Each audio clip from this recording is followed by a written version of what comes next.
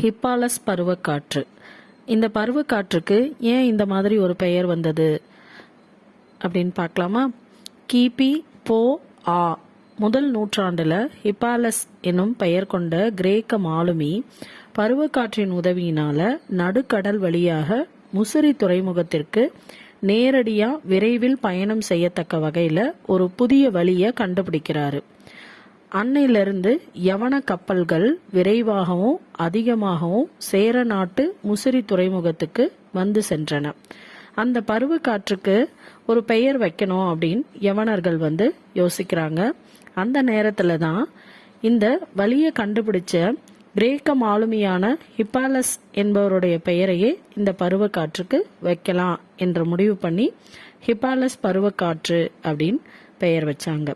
Hippalus பருவக்காற்றின் வழியில் யவன கடல் வணிகம் நல்லபடியா நடந்தது. அன்று முதல் ஹிப்பாலஸ் பருவக்காற்றின் வழியில் யவன கடல் வணிகம் நன்கு பெருகிற்று.